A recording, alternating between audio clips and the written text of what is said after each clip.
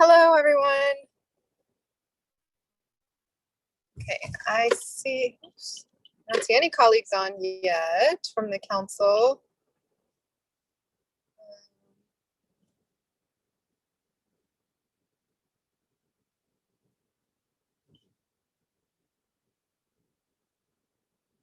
Double check. Chris? Chris English, are you all, and Chantal, are you all expecting more folks to join? In addition, No, I had a list. It should just be Chris English and Brian Glasscock. Okay, is Brian on? So yeah, he's on. He's on the panel. I'm here. In the car for just a few minutes, and then I'll shift to laptop. But okay, so if it's just you both, that is great. Let me do a double check. I know at least some of my colleagues are intending to hop on as well, so we'll give it another minute and then dive in.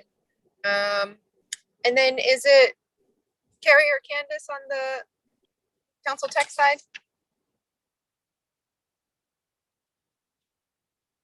Good morning, Madam Chair. It's Kerry. Hi, Carrie.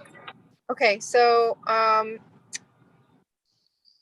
just need a couple seconds and I'll be okay. ready to go. Go for it. And Councilor Flynn is here, and I'm gonna send a message to everyone else, and I'll be back. And when I come back, we can go for it once you're ready, Carrie.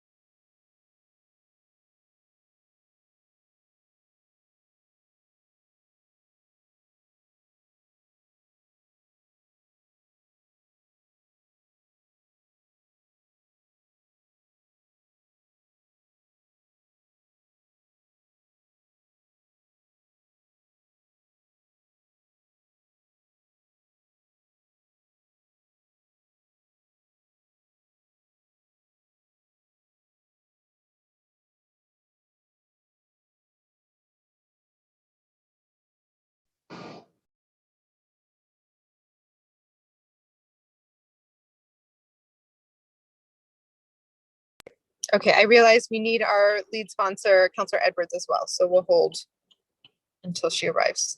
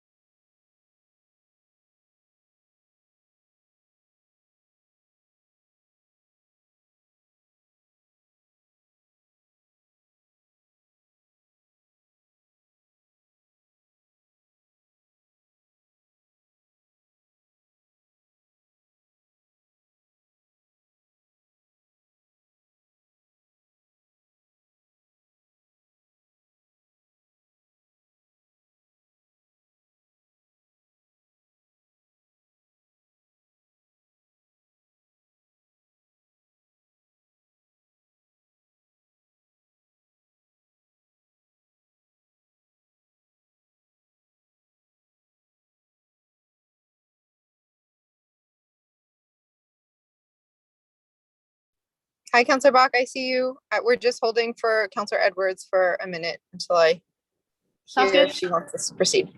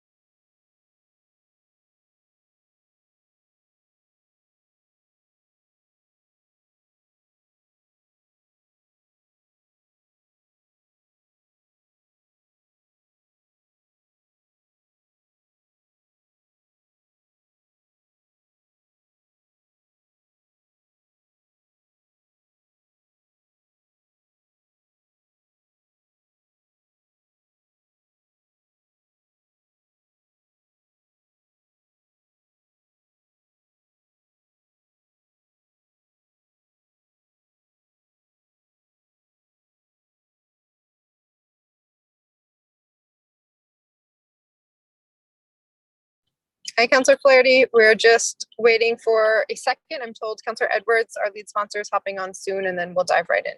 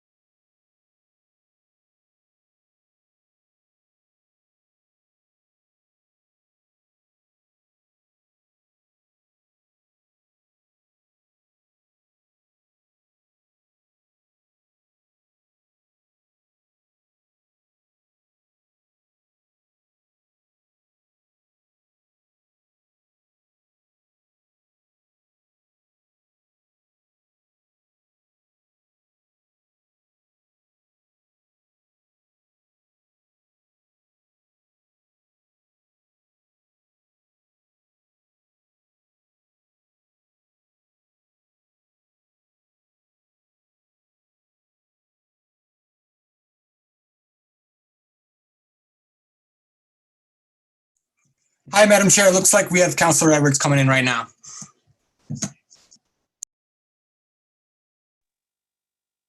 Wonderful. Okay, I will jump in now with the formalities at the beginning, and then we will move right into it. Thank you, everyone, for your patience.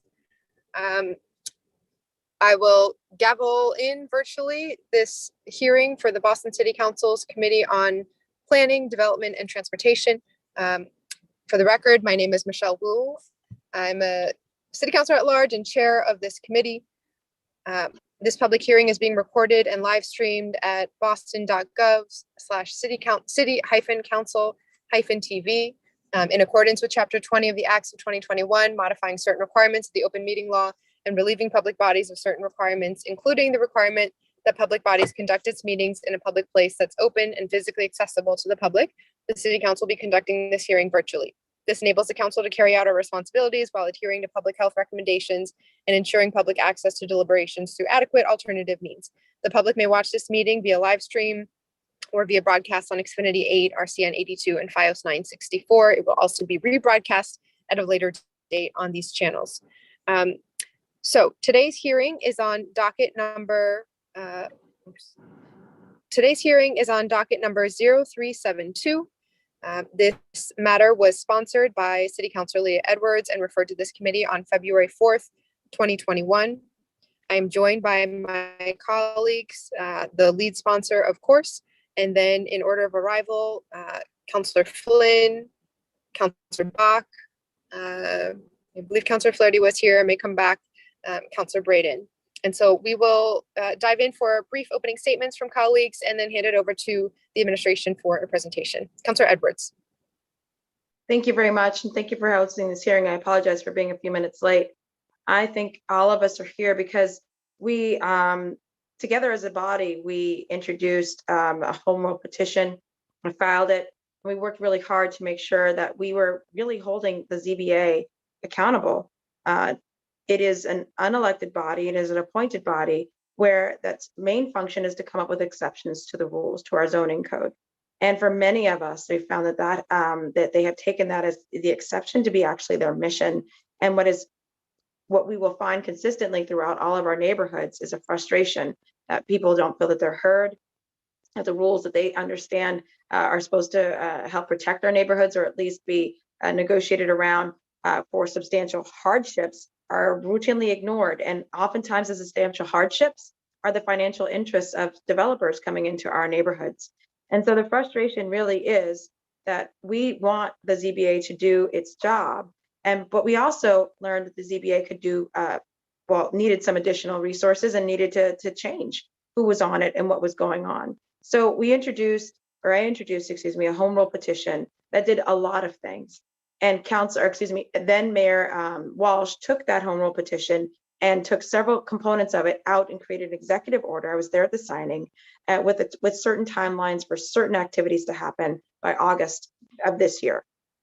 And so I'm going to go through some of those timelines and those committed promises and recommitted promises shortly. And then as you know, the remainder in terms of the structure of the ZBA in terms of time limits, term limits of the ZBA is still pending at the State House.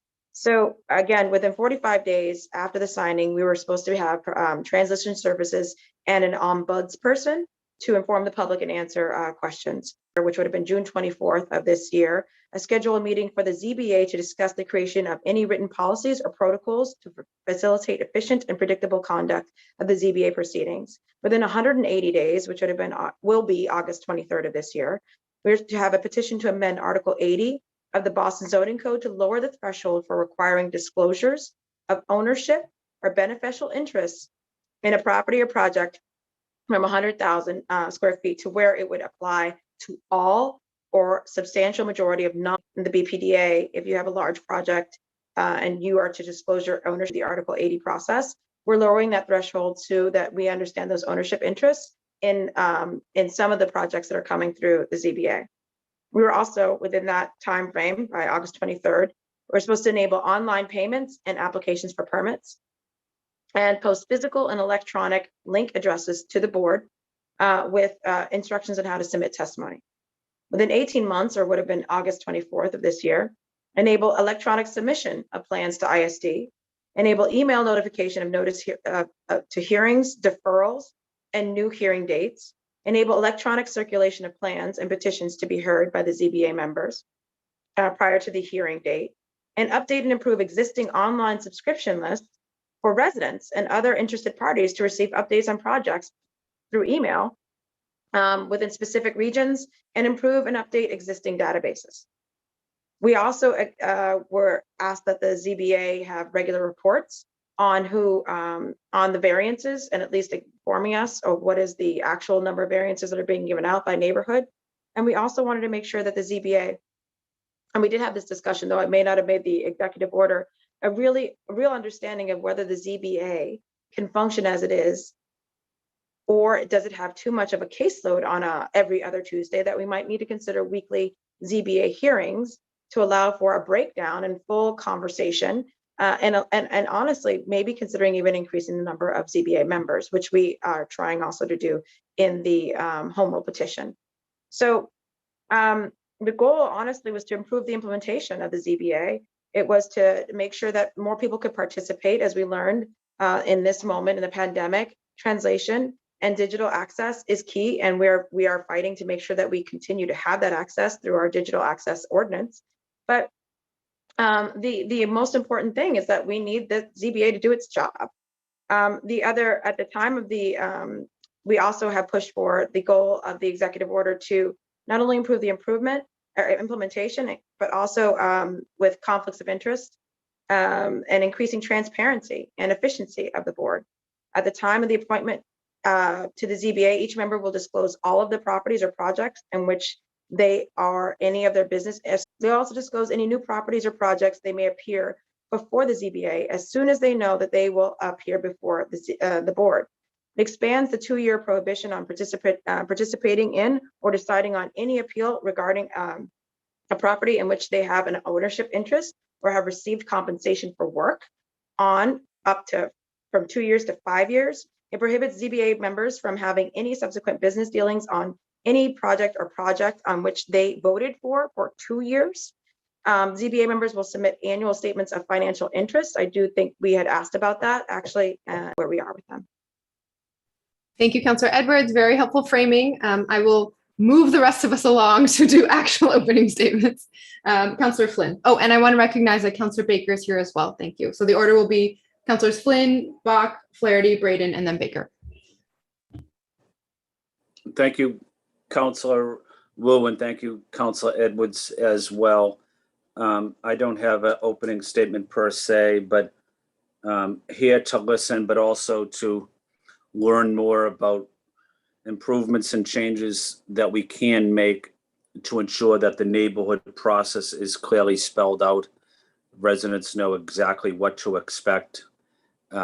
Residents feel that their voice is important during this discussion at the ZBA and respected as well.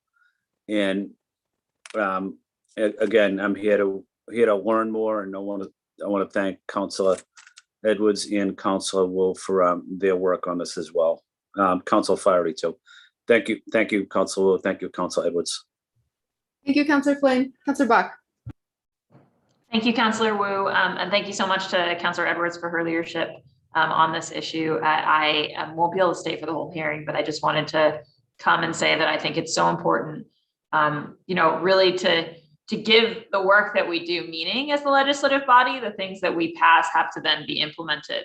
And the same as, on the budget, when we fund things, if they don't come into being, then they weren't real in the end, right? And so I think often about the fact that we sort of do that front work, but are we doing the kind of like backup work to make sure that these things are happening? And I think it's something that that follow through is something that our residents expect of us. And so glad to be doing this hearing today. And I think we're all mindful of the fact that COVID has created lots of challenges for our departments, and there are things that have been inevitably delayed. But I think always as the council, we want to know what's the plan, how are we getting there, what are the barriers, and not sort of just shrug our shoulders or wave our hands about things that haven't gotten done yet. So grateful to you, Madam Chair, and to you, Councillor Edwards, and happy to be here today. And thanks so much to ISD for joining us as well. Thank you, Councillor Bach. Councillor Flaherty. Thank you, Chairwoman Wu, and thank you to Councillor Edwards for sponsoring the hearing, as well as for outlining those critical issues so well a few minutes ago. I have long been a local and vocal advocate for the need for ZBA reform. The Zoning Board of Appeals process is outdated and opaque. It does not work for Bostonians, and too often favors developers from outside the city seeking variances at the expense of our neighborhoods, our communities, and their quality of life. In my own neighborhood, along with Councilor Flynn, we led a 2.5-year extensive rezoning process to modernize the zoning code in the neighborhood, and also to determine a shared vision for the future of the neighborhood. And unfortunately, every Tuesday, sort of willy-nilly, and depending on who you hire or who you know or whose sign you held, determines what variances happen.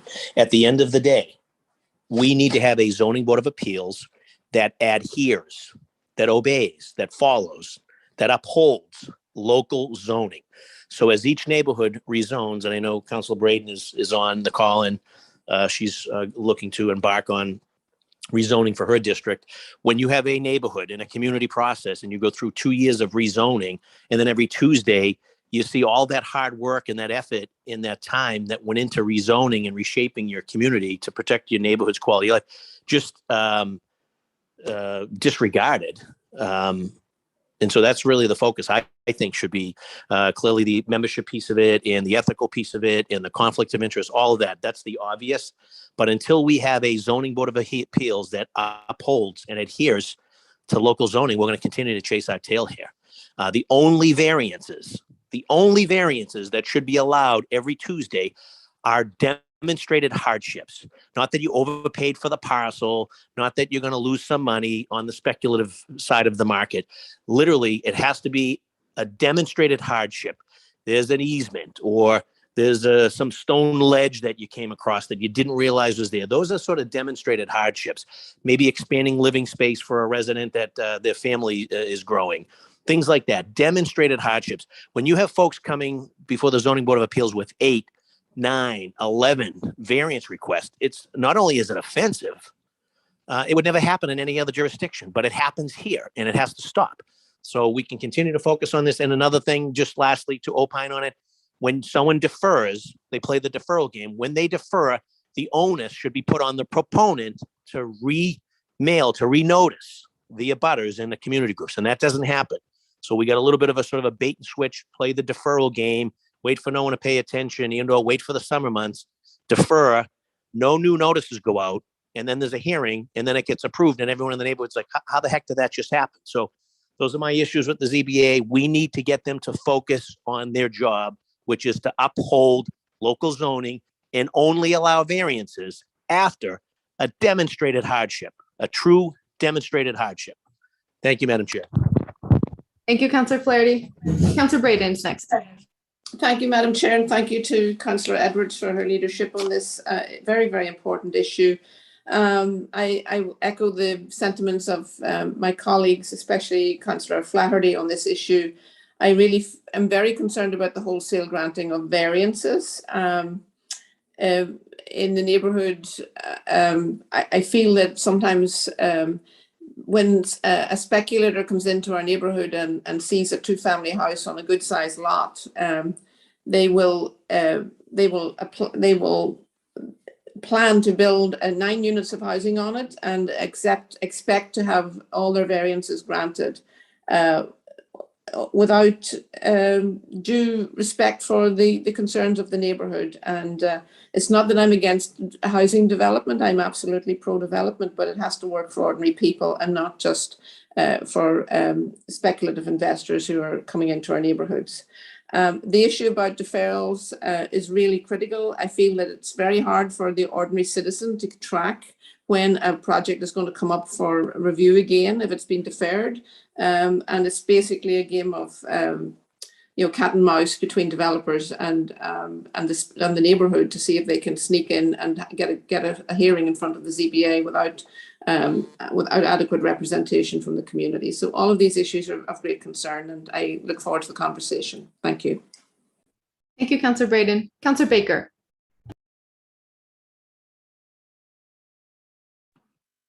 Thank you. Here to mostly listen, but also I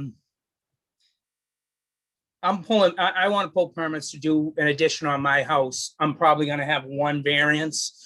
So if I hear this correctly, if I can't show a burden because I want to expand space, then my colleagues think that I shouldn't be able to expand in my house. Well, you're shaking your head there, council, but that's what it sounds like to me. And what I've been through, I have a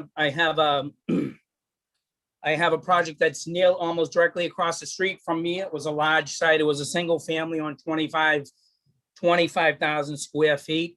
The developer designed it so he didn't trip any variances. It's the worst project that anybody would ever want to look at. There's nothing redeeming about it. So I think we have to tread lightly here. I see a lot of stuff being blocked at zoning now, and I can't figure out the reason for it. We have to be careful about investment in neighborhoods. My neighborhood is a neighborhood that's I believe benefited from the new investment that's coming into neighborhood. So I just ask that we tread lightly. One thing that I would say is I wish the zoning board members were full-time, so they had time to go through the content, so they had time to really look at the project, not just on Tuesday morning. But again, I would suggest that we tread lightly. People are talking about not granting any variances. So if we were to rezone the whole city, then the developers would come in and not even look at us as a district council and say, no, you rezoned it, I can do 9 units here. That's what rezoning means to me. If we're looking at going in and rezoning because of our archaic zoning laws, which drive the developers in front of us as district city councils and at large if they choose to get involved. So I would like to tread lightly. That's all. Thank you. Thank you for your time. Thank you, Councillor Baker. I think Councillor Baker is absolutely right to point out that there are multiple interconnected big issues here. And so, while and I'll go to the lead sponsor for one brief comment after this, but while the subject of this particular hearing is following up and just making sure as a council, we have accountability and oversight over the home rule petition and the particular transparency provisions that were filed about the ZBA. The zoning code itself and what the ZBA is operating off of is certainly a major concern. And, the intricacies of how long it's been for particular neighborhoods since their last rezoning. And, I don't want us to get too into the whole Pandora's box and to make sure that we can start here and of course, keep going in terms of what this committee and this council will do. Councillor Edwards. Just a note, I appreciate the comments from Councillor Baker. This is a check-in on the promises from the Walsh administration, then re-promises from the Janey administration for the executive order to do things that made the ZBA more efficient. That's the primary focus of this. And I think the frustration you're hearing is what I'm also going through also in East Boston. We had Plan East Boston, we kicked it off, and the planning stopped during the pandemic, but development didn't. And so people felt that they had committed to trying to see, envision and get a different form of zoning and different form of building and different way for families to come into East Boston. But what happened is that vision and planning stopped, but the variances and the constant building and the purchasing didn't. And so I think that that's the disconnect a lot of people feel. But I understand, and I too had to pull a permit and I was denied to help in my own house. So I've been there too, Councilor Baker. Thank you, everyone. We'll hand it over to Chris English and Brian Glasscock. Thank you for joining us. And you heard from the lead sponsor some of the questions we already have, so it'd be great if you could incorporate that as you're addressing, making your openings. Absolutely. Thank you, Councilor Wu, other city councilors here. My name is Chris English. I am the Chief of Staff for the Inspectional Services Department. Up front, just thank you for allowing me to speak today. I just want to give a presentation to update you on our progress.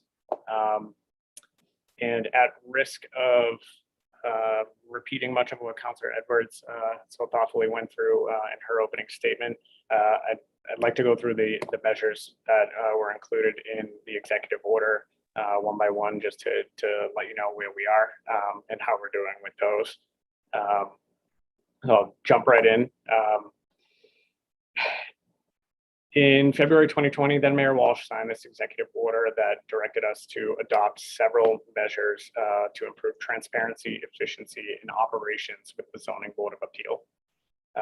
The executive order, I think, is easily divided into two sections. One focused on improving ethics and transparency, including measures that require our members to disclose all of their properties and projects in which they have business dealings, ownership, interests, investments, and the like, that are likely to come before the Board of Appeal. These disclosures are done upon appointment to the board and on an ongoing basis as new cases come into the docket. The executive order also prohibits members and alternates from participating in or deciding on any appeal involving projects in which they've had ownership interests or received any compensation for 5 years prior to the date the appeal is filed with the board. It also prohibits members and alternates from having any subsequent business dealings with any project on which they voted for 2 years after they vote. This includes purchasing, investing, lending, construction, architectural work, marketing, and any other services for compensation. These prohibitions covering work before and after appointment to the board are more expansive than the requirements currently included in the enabling legislation of the board and under Massachusetts general laws. The executive order requires annual statements of financial interest from all members and alternates to be submitted to the city clerk. These are done by the end or right at the beginning of each fiscal year. The executive order also requires a comprehensive ethics training, as well as training in board processes, the zoning code, and the principles of zoning law. It's required at the time of initial appointment, as well as when members or alternates are reappointed, as well as on an ongoing basis for certain topics. Our next round of training is currently scheduled for September. We'll be covering board policies and procedures, open meeting law, a comprehensive ethics training provided by the State Ethics Commission. There will be principles of zoning law and relevant case law, and also on recent updates to the zoning code.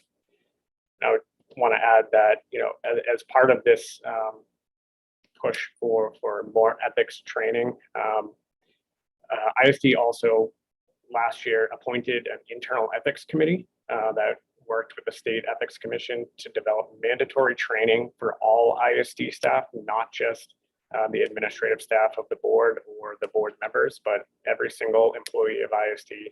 That expands beyond our training required by state law for all public employees and gives detailed information and guidance that's specifically applicable to the work that our staff does every day.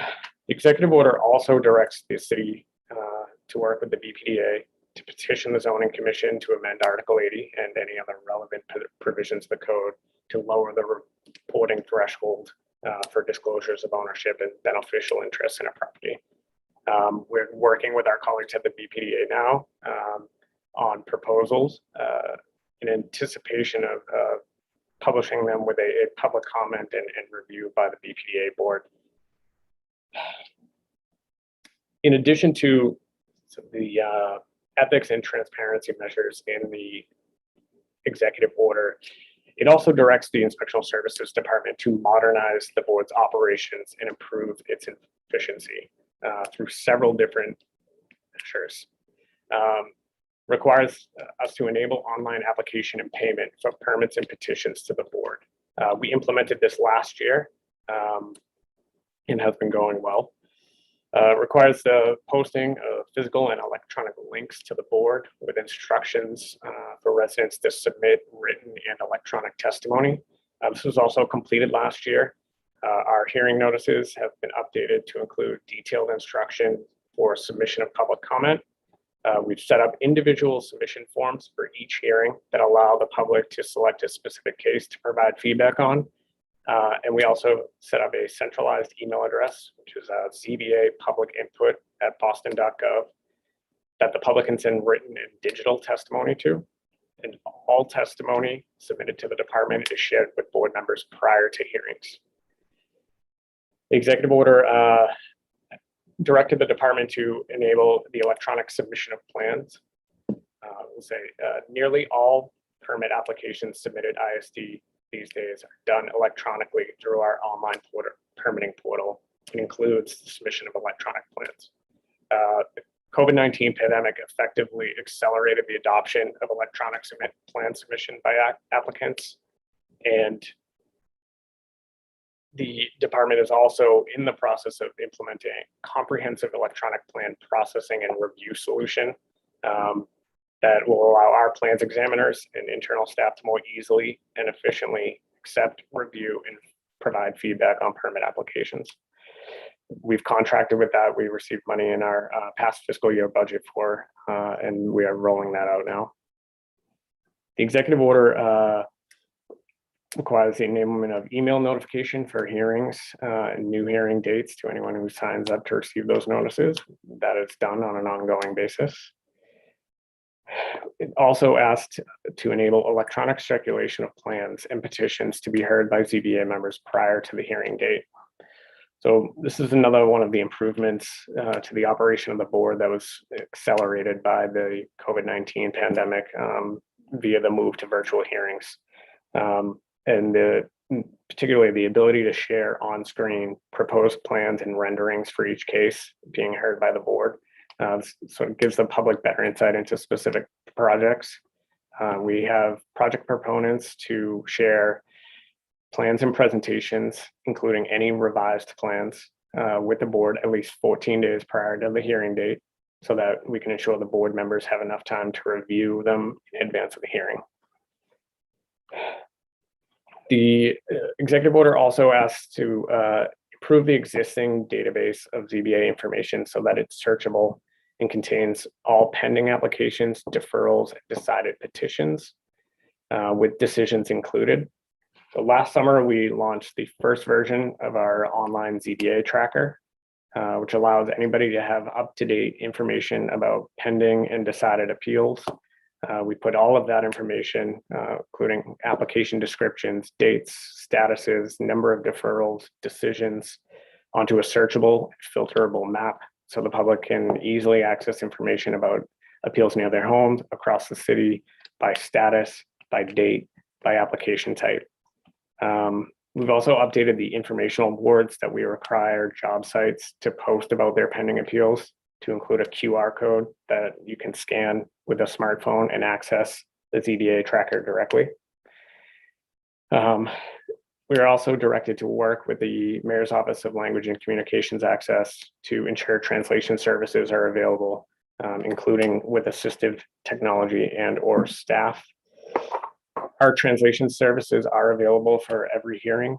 We include in the hearing notices information related to how the public can request specific languages and/or assistive technology. And in the coming weeks, our hard copy of butters notices that are mailed out for each case will be including a Babel notice on the back in a dozen languages so that residents whose first language isn't English has better access to translation services. And finally, the order directed the department to designate an ombudsperson to answer questions and inform the public about board processes and procedures and assist during hearings.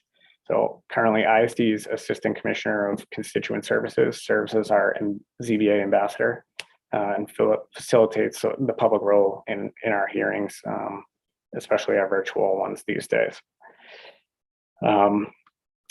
Beyond the executive order, we've been seizing on this opportunity to expand our outreach and education efforts. So we saw the order as a starting point for how we engage with our customers and the public, and have launched several complementary initiatives, including a zoning 101 workshop, which we hosted this past spring. That provided a general overview of how zoning works in the city, what zoning is all about, the ZBA process. We had several hundred members of the public participate. That workshop was recorded and is currently posted and available to view on our website. We also created a public guide to the Zoning Board of Appeal and the zoning process. This is a plain language version of a more formal policy and procedure manual for the board itself. This is available in 10 languages on our website, hard copy in our office here. We've also made accessibility options to added additional features to our website that includes written decisions, summary decisions for each case, full information about the schedule of hearings and where folks can find minutes and any other aspect you could think of for the board. And more information is always better. So we're looking to expand that as we continue moving forward. Finally, we've doubled the administrative staff for the board to include 2 new additional clerks and another paralegal. We also have additional administrative and technical positions in the works as part of our FY22 operating budget that will help lend better support specifically to applicants, especially first-time small project applicants at the beginning stages of submission, to help putting applications together and lend guidance on documentation requirements and the whole plan review process. So with the council's support, we hope to continue making improvements to the operations of the board. And I would say our shared goal is to ensure that applicants and residents alike can have the confidence in that the Board of Appeal process is accessible and fair. That's sort of our status update on those measures. Happy to answer questions you have. I'm joined also by Brian Glasscock from the BPDA. I will turn it back over to you. Thank you, Chris. Very comprehensive as always. Appreciate your efforts and your leadership. Brian, would you like to add anything or open up for questions? Don't have much to add. I wish I could take credit for even a fraction of the laundry list of improvements that ISD and Chris English and Sean Lydon and the good folks over there have been able to accomplish, and especially given that it was done under the unusual circumstances of the pandemic. But I think what our agency can do is try and be helpful and complement the technical improvements there. At the same time, Chris has rolled out the ZBA tracker. We've tried to make some improvements to our zoning viewer online tool to help people understand what the zoning is for a given address and give them access to other related things like sea level rise, for instance, and flood resilience, historic preservation, and those things, and make that a more useful tool for folks, as well as project trackers for anything going through the Article 80 process. And like you all, we receive constituent calls, every day. Someone's calling with a question about this, and so we've sort of made it, our policy to try and make sure that we don't just hand them off to somebody else or send them to 311. We try and track down, the answer to their questions about, a particular project or something that's going to the ZBA or something that's been to the ZBA, so that, when we're, we don't just hand them off. We try and resolve the issue for them and get them the information that they want.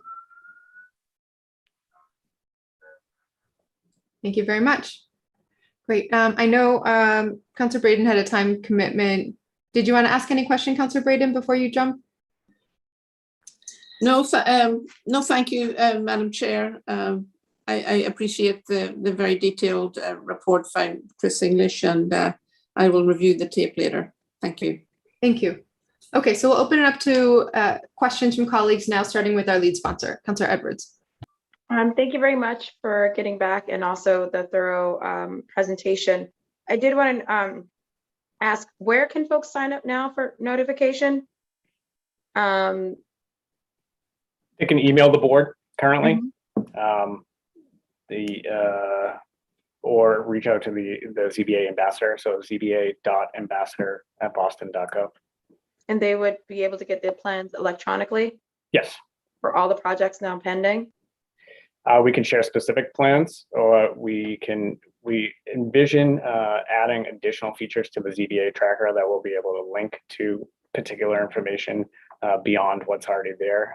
And I think that's something we'd love to explore, adding directly to that tracker. I think a centralized location where people can find information that they're looking for whenever they need it is probably the best way to go. But certainly open to working that out with your input and advice. Thank you. With regards to the threshold disclosures, I know we had talked about this. So I guess my when is there going to be a proposed zoning amendment?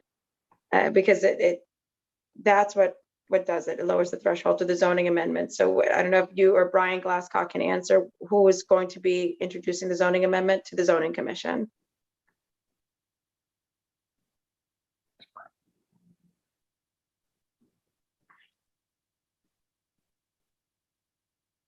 I think so. We're sort of working through that now, and some complications that we've been thinking about, as far as how it's operationalized, and not only that, but actually, the specifics of language. So right now, we've been doing a lot of digging into the number of projects that come before the board based on square footage. And how we would, and the type of project it is, and how we could lower the threshold to incorporate all but those small homeowner projects per the intent of the executive order. Right. Just to add a little context, I know that was one of the back and forths that we had. Initially, we didn't want everybody who, for example, was just adding a dormer.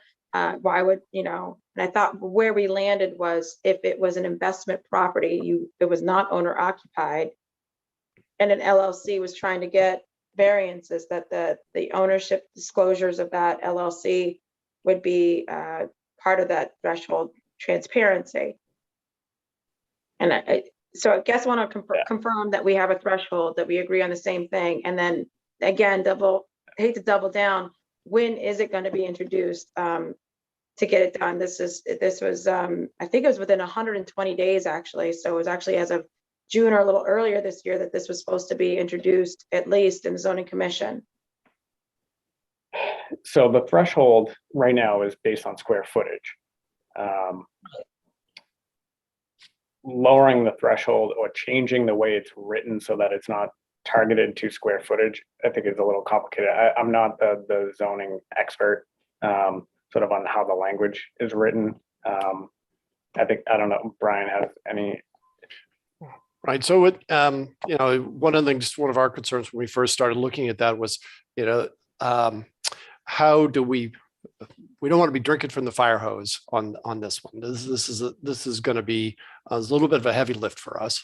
We thought about using, modeling it after and sort of paralleling the language that we use on large project, small project review. So drop the square footage down to 20,000 square feet. So now we're catching that and do this as sort of a two-step process. Start doing that right away because we think that's a manageable amount of information to bring in, and we can then make that public fairly easily. Getting down into the finer grained level of projects to include the LLCs, counselors, as you point out, that might be, one or two units even in some cases. But to not catch, to exempt essentially owner occupied projects, up to say 3 family. So that might be the sort of the next step, but there's an awful lot of those. And as we get into that, we're going to have to do a lot of public education. You're talking about a different set of consultants and contractors and lawyers. There are very different scales. So the ones operating the larger scales, this shouldn't be a heavy lift. But for the contractor that's maybe doing, a small project every 6 months or so, this is going to be new territory. So we're trying to figure out what the best. I'm going to try and push. I'm trying to. I know we're all in new territory. I mean, we're post-pandemic where we are, so I'm acknowledging that. But I do want to just note the point is this is the process this is trying to replicate is one that already exists, where when someone applies under Article 80, they disclose who they are, who their LLC membership ownerships are. So that's the lift. Is that when they apply for zoning variance and they're in front of the ZBA, they would be exposing who they are. And we confirm with lawyers that knowing the ownership interest does not prevent those individual owners from having the liability shield, which is what LLCs provide, correct? That is not what it does. It simply informs us. And the reason why it was necessary that we have it done this way, especially even for non-occupied smaller projects, is because and I'll just use my name, Lydia Edwards is able to purchase up all these little triple deckers and create a different LLC name for it. It's LME1, LME2, those are my initials, LME3, whatever. And collectively, I'm able to displace and do a lot of things and build around and ask for all these different variances. Heck, I'll even use the one variance I got from the project next door as precedent, saying, well, it was allowed or I got it done. And it's LLC after LLC with lack of transparency that allows for this to happen. And it's me the whole time, or it's some one individual or a group of investors the entire time. So I think the lift is actually just make it part of the application. But in order for it to be part of the application where people say my ownership interest is Lydia Edwards, 100% sole owner of this LLC, we need you to lower the threshold in the zoning code.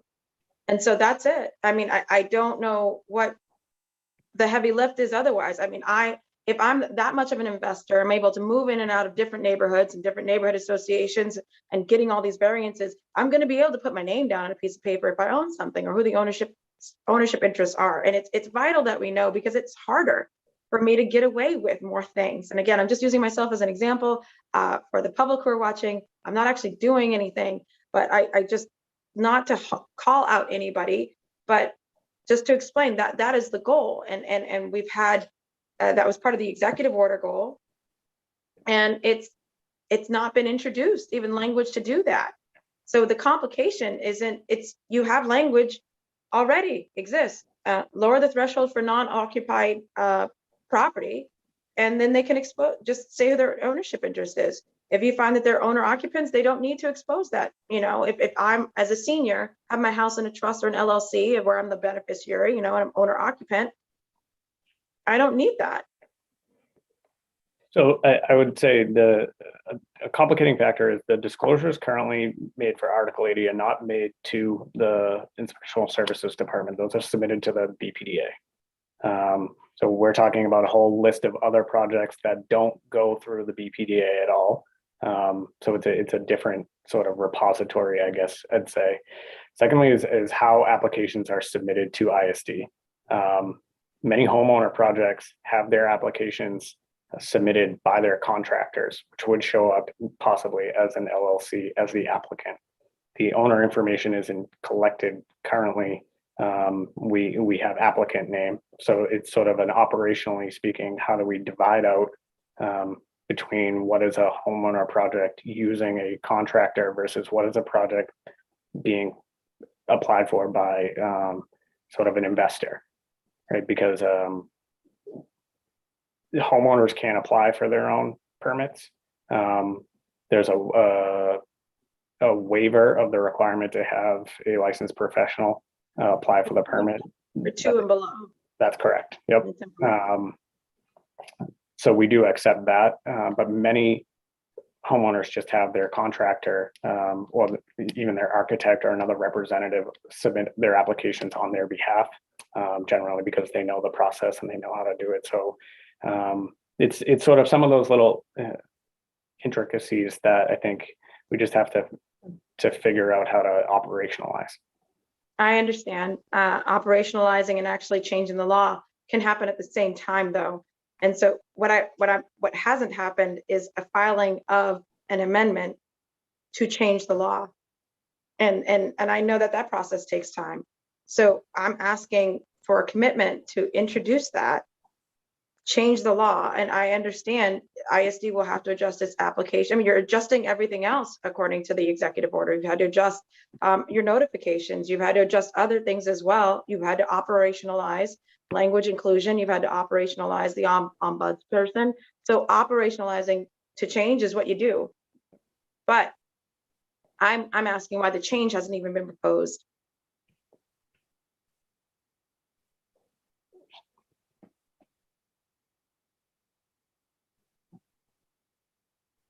I don't have a great response for that. Okay. Would you be willing to work with my office if we were to propose that language? Absolutely. All right. I know my other colleagues may have questions. I will just go ahead and do that. Thanks, Councillor Edwards. Let me see who is left. Several colleagues have to jump off. Councillor Flaherty.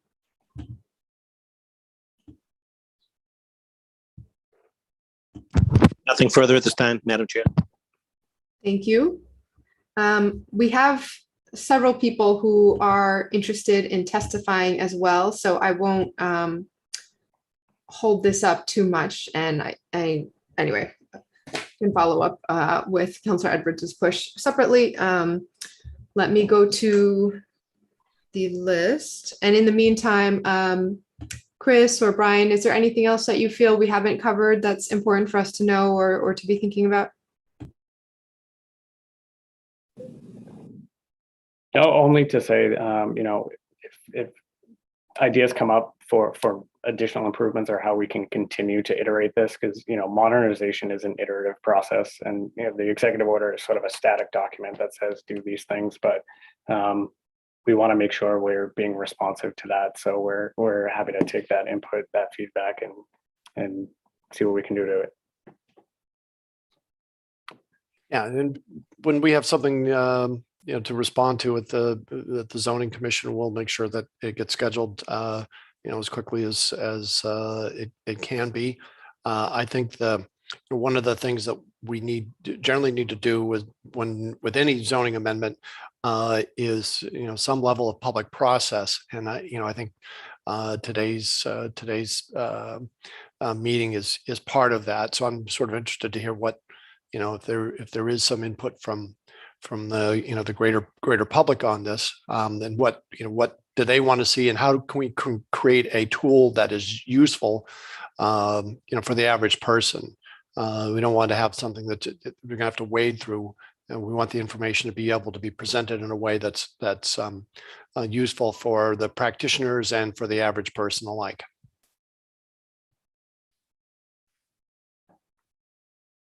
Wonderful. So for Chris and Brian, do you have time commitments? Are you able to stay for a bit longer as we open it up for public testimony? Sure. Okay, thank you both very much. So what I'd like to do, if Councillor Edwards is amenable to the schedule as well, is I'd like to, right now we have 10 folks ready and waiting to testify. So I'd like to get through the first half, and then we'll open it back up for questions that may have surfaced through those remarks, and then anything else from our lead sponsor, and then we'll do the second half and then close out.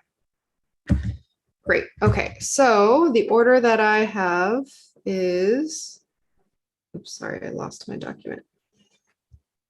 We'll double check if everyone is here. So first up is Ellen Hume.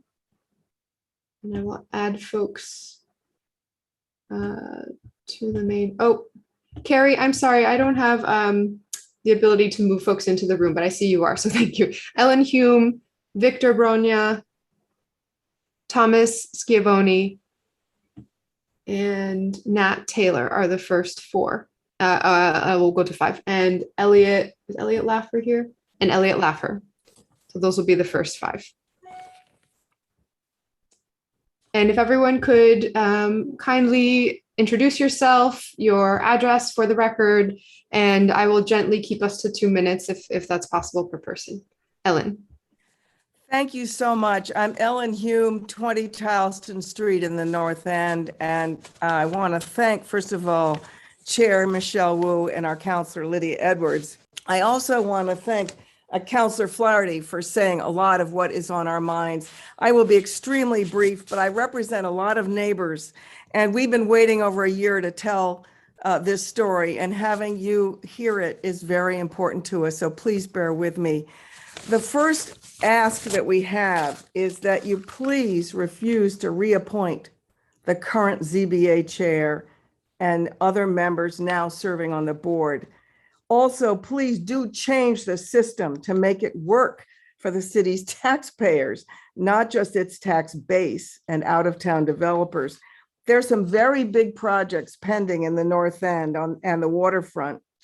And we're very worried that the abutters and the existing people there are going to suffer what we went through just in January of this year. I'll be extremely brief, but I will tell you that that I think that Councilor Baker especially needs a reality check on how the ZBA is actually working. We're waiting for a moment when the Boston mayor and city council insist on a lawful zoning process. And we did not experience that. We in the North End worked for over a year in good faith with our city council members and our community groups. And we opposed a design of a condo development in the former St. Leonard's Rectory. And it was a very controversial issue because no one in the community spoke in favor of it. We did want to have a good condo development in this historic building, which is registered in the Massachusetts Historical Directory. But what we went through is instructive to what you guys are trying to figure out on how to fix the ZBA process. So I just want to give you a few details. Our community groups, which never agree on anything, agreed on this. The design was not appropriate for this very sensitive building. 6 luxury condos sounded like a great idea. We were behind that idea, but building a new story on a building that literally was built over hollow underground passageways raised really serious structural issues. The developer refused to do any structural analysis. And we also had big fire safety concerns because there had been 2 fire fatalities within the last few years on Hanover Street in a similar brick building. So we asked that they have more than just one staircase. We asked that they have a fire exit that was more than just the one exit. We asked for perhaps other mitigation measures, and they blew us off. And they said, we're sprinklered, one stairway is fine. So in a 5-story walk up with 6 condos, we were really worried about safety issues. To make a long story short, they needed a lot of variances to get this approved. They offered no storage, no parking, nothing to mitigate the density that they were proposing. Well, that was what was before the zoning board. The ZBA postponed the rectory hearing 5 times in a row between 2019 and 2021, all at the request of the developer and the ZBA staff, with no advance warning to abutters, no explanation, and no recognition that we'd been waiting in large numbers each time to testify. I'll be very, very brief, but tell you that when the hearing finally happened on the 6th date, January 12th, None of the real abutters was allowed to speak at all. It was only the developer, the ZBA chair praised the developer's stack of support letters, which were identical form letters signed by people we don't know, most of whom don't live in the area. And those of us who do, directly facing the property, were not allowed to speak at all. Our stack of real letters wasn't acknowledged. The hearing took 11 minutes. The ZBA chair, after hearing from the developer, gavelled the vote to approve the rectory project with no discussion or roll call. Please hear this, Councillor Baker. Clearly, the issue had been decided in advance behind closed doors based on politics and money. The merits of the case were not considered. So here's the punchline of the whole joke. The final ruling, as they wrote it up, contained material factual errors. They said there had been 5 prior hearings discussing the project, and you know they had all been canceled. The lawyer told us we would have to pay a minimum of $30,000 to appeal this, even just to correct the factual errors, get due process of law, and get the case reconsidered, or make the ZBA accountable. So in conclusion, I have to say, we're very dismayed, even after the great efforts by Lydia Edwards and you, Councillor Wu, to resolve the issues for the community. We did not see that in action on January 12th, and we're very deeply disturbed. And we think that faith in our city's government is really suffering. Thank you for listening. Thank you very much, Ellen. Next is Victor.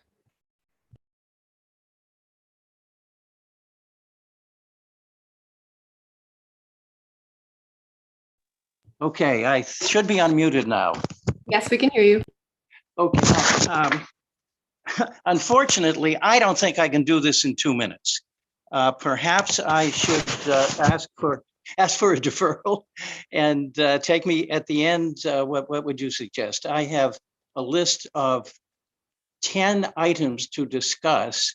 What I'm prepared to do is to discuss specific issues with the ZBA's procedures that I think are wrong and need to be corrected, and then go to a general general discussion of the future and how to make things better.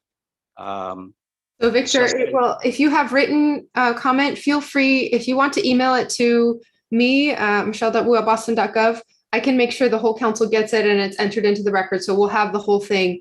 And if you wanted to do that now, and then we can take you at the end and you can do a just sort of summary version of it. But it'll be the near, about 2 minutes now or later. So up to you in terms of you want to take your spot at this moment or go at the end.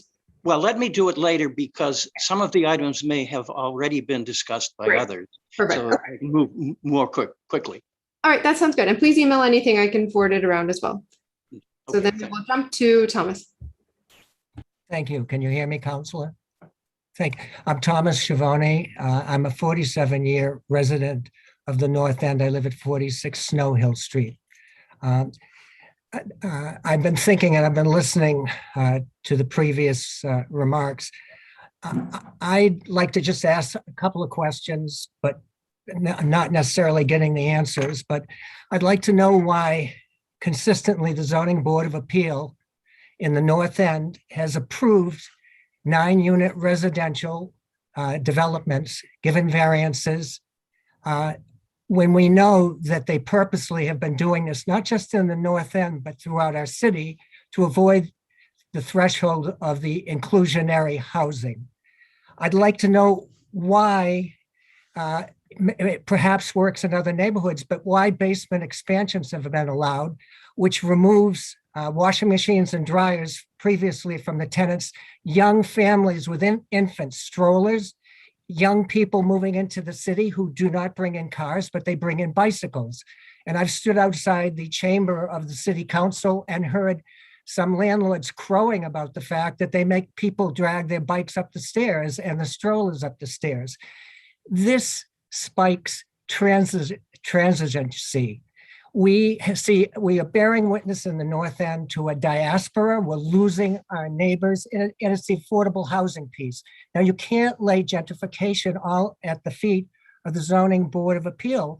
But when the Airbnb, and we saw what was happening, curiously, the Airbnb, why did they approve architects' plans and developers' plans where you knew that each of the 3 or 4 bedrooms had their own bathroom and very small common areas? And this certainly was not housing. They called it multiple family housing.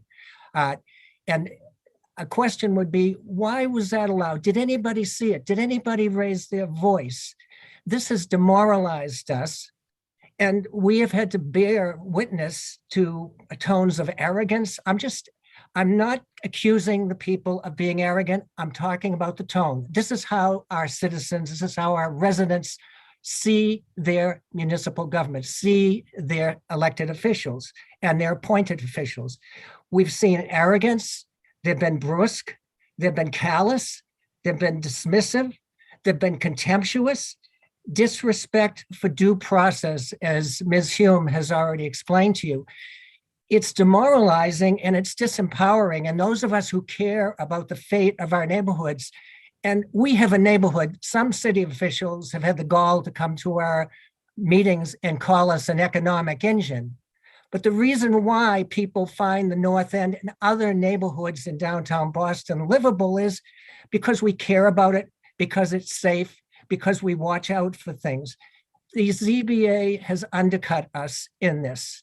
And to tell you the truth, my question to ask is not what they've submitted for their disclosures and the ethics. Why do they want to be reappointed? What can they say that they have done, that they have seen, that they have contributed, besides processing sausages in these dozens upon dozens of long docket lists and just racing through them? Why have they not asked for more staff? Why have they not sought other days to have these hearings? But that is what I basically want to say, but I did want to put out a warning for the city councilors.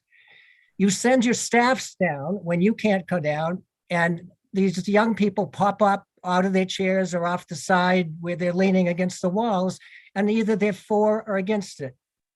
And then the councilors who are thoughtful and want to take a neutral position because they don't see this as being a political issue. It's a development issue, and it's between neighbors. If they take a neutral position, then the Zoning Board of Appeal looks at that and says, oh, the council is not there. He or she doesn't care about this project.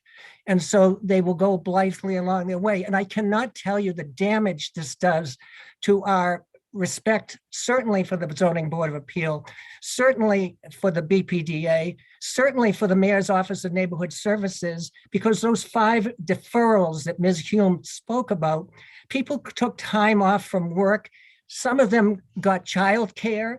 And why does the Mayor's Office of Neighborhood Services with the ZBA, they know and the developers know that on that morning there's going to be a deferral, and we lose time from our children and from our work. So I'm sorry, I really am upset about this because it's demoralizing, and it does not cast a good light on the council. And I don't say that to be disparaging, but it sends the wrong message. And thank you. Thank you very much. Nat, and who will be followed by Elliot and then Martin.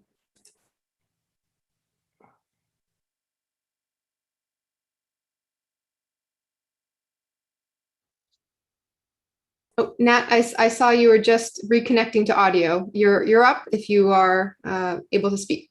Wonderful, thank you. I think I had a hot mic there for a second, and I apologize. I'll make a brief comment, which is just the obscurity of the current ZBA appeal process dissuades ordinary people from participating based on the conversations that I have as secretary of my neighborhood association. So I appreciate the changes the ZBA has made in the last year, like the tracker and the other digital improvements.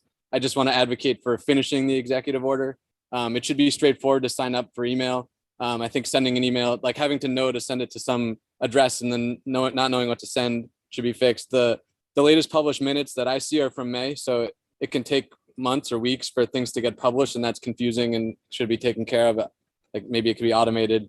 And the tracker doesn't include things like which articles require relief. So when you really want to look at interesting pieces of the data and aggregate, like how much open space are we losing due to zoning variances, it's very difficult because that data is not in a a structured format that can be easily consumed. And so I think if the executive order were finished, it would really remove that obscurity and let ordinary people participate, and also make them more interested in participating since they feel like they were in the know.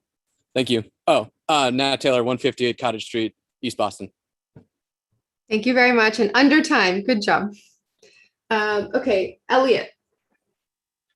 Hi, I'm Elliot Laffer. I'm chair of the Neighborhood Association of the Back Bay, and I've also spent a lot of time testifying in front of the Board of Appeals over decades. And the board has an impossible job. It has an impossible job because we have decided in Boston, for some reason, that the zoning code is advisory. It shouldn't be easy to get a variance. And I'm sympathetic to Councilor Baker's point about not needing it, but there's a requirement. Variances, I was always taught, are supposed to be assumed a no. You're not supposed to assume you're going to get them, and you certainly shouldn't have an assumption in the paperwork that gets presented. What is the zoning relief that this project needs? Most projects shouldn't need zoning relief, but we assume that they do, and we treat variances the same way that we treat conditional use requests, where conditional use is, if you meet the conditions, you ought to get the approval. And so the negotiation is about, well, do they really meet these conditions that protect the neighborhood around them, like a restaurant that might have odors and you want to make sure that it won't do that. A variance is not supposed to be approved unless there's a site-specific reason that is different from all the other buildings in that same area that mean that it can't meet the code.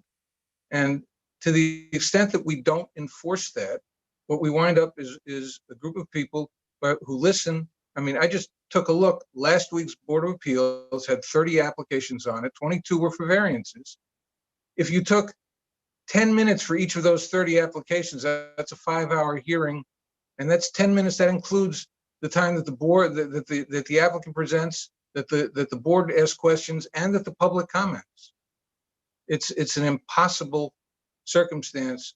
And I think whether or not one feels that the current board members do well, and I think most of them work hard and have tried to do a really good job, they can't succeed. And until and unless we reform the idea that we're going to zone by exception, and we have a zoning code that means something, this is never going to work right. Thank you. Thank you very much. Okay, last one for this round, Martin, and then we'll go back to the sponsor for questions, and then we'll get everyone else in right after that.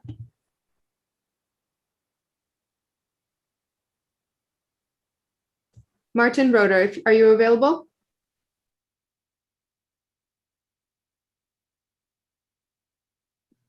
Yes, thank you, Madam Chair, and Councillor Edwards in particular for sponsoring this motion, and the other councillors. My name is Martin Rutt. I'm a resident of the Back Bay and a member of the Neighborhood Association of the Back Bay. I agree with Elliot Laffer's comments about the fact that the ZBA, for all its obvious faults and the weaknesses in its procedures, nevertheless is faced with doing an impossible job. But I'd also like to speak on behalf of the Alliance of Downtown Civil Organizations, whose chair, Ford Cavallari, did submit written testimony. And that testimony includes 9 points and 7 preliminary recommendations or suggestions for improvement. I won't go through them all. Ford, by the way, cannot testify today because of an unfortunate death in the family. Among the 9 points, I'd just like to draw your attention to a few of them that are particularly significant, it seems to me. One is that the ZBA combines what should be relatively routine consumer or homeowner issues with all kinds of matters that involve problematic policies like electronic signs and the city's short-term rental policy. Secondly, large corporations in particular are able to exploit the ZBA by creating policy-busting precedents, which they are then prepared to exploit by litigation, which certainly creates fear and concern in the city about the consequence of that if comparable projects are denied. The city, regrettably, has been lax in establishing clear directions and instructions for the ZBA. And furthermore, and this is something which I realize extends beyond the city, but involves the state as well, the BPDA, well, the MBTA, state and state organizations can bypass the ZBA process entirely, for example, as happened with electronic signs at the Seaport, North Station, a number of MBTA parcels. So having said all that, our initial discussions internally have led to a number of particular suggestions. One of the most important ones is that we believe there should be separate homeowner and business industry ZBA processes, and with the latter being considerably less open to gaming by well-financed, strong national and multinational organizations, including elimination of deferrals, this technique that is constantly used to wear down opposition from residents. In particular, also, the city should consider handling separately the very esoteric business-oriented zoning issues, such as those associated with biolabs, a growing number of which are now being proposed, which I think are completely beyond the competence of the ZBA. There needs to be clearly a higher bar overall for requesting a variance, and all applicants, especially for forbidden uses, need to be extremely limited in the deferrals that they can require. We also think, by the way, that the track record of a business developer, such as labor law violations, failure to pay taxes, no-fault evictions, tenant harassment, etc., should be part of the record. And finally, that the sign code should be separated from the zoning code, and billboards should be regulated and managed by environmental transportation departments rather than the ZBA. We're particularly concerned about two immediate risks to residents and to the fabric of neighborhoods, which are posed by the efforts by many property investors to use executive suite conversions as a way to circumvent the short-term rental ordinance. And their intent has been made clear by a recent application by Sonder, one of the worst offenders, to have one specific provision removed from its use of executive suites, namely the provision that there should be a 4-night minimum stay. So clearly, therefore, they intend to use these executive suites for short-term stays for all comers. And that's something which should be stopped. Secondly, there's a mounting number of applications for digital billboards, which are horrible for many respects. So one thing we're wondering if the city could do, the administration immediately, is to issue clear, firm instructions to the ZBA to reject, to deny any and all such applications within these two categories, as well as, of course, deal with the issue of deferrals, which is one of the most frustrating aspects of trying as residents to mount effective opposition, sensible, serious opposition to proposed projects that we believe will be harmful to residents and to neighborhoods. ADCO really wants to help make the CBA work. We believe that this will require serious consideration of all the issues raised in this hearing, and no doubt by other people as well. We are working quite closely with a growing number of other neighborhoods to improve the way in which we can oppose where justified or support where justified issues that come before the ZBA.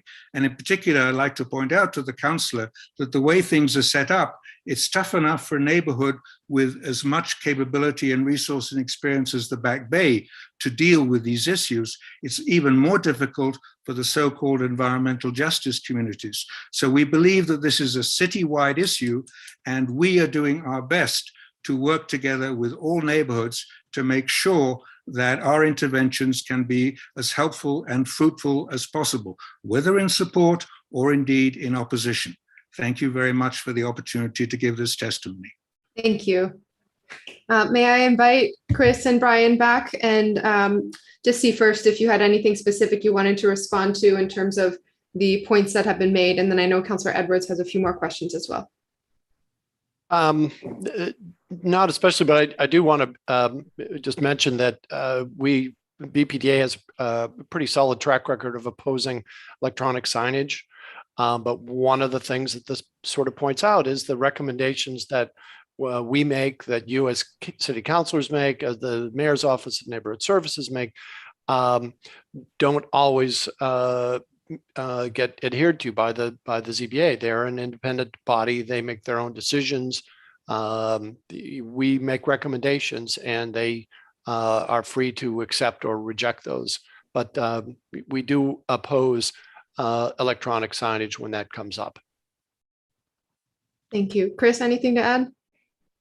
There's a lot of really great feedback here, and a lot of stuff for us to consider, just sort of on the operational side, but from a policy perspective as well. I think, take this home and continue to figure out ways to improve. I think a lot of it is a difference between sort of what the content of the code is versus what sort of the administrative and the operational procedures are. So there's definitely obviously room for improvement everywhere, but I think much of the frustration comes down to the content of the code versus well, if I may lift up just one piece of it that I think I would be curious to hear how your respective agencies are thinking about it, as we're in some ways transitioning through the pandemic, but still very much in the midst of having to think about hybrid and virtual public conversations.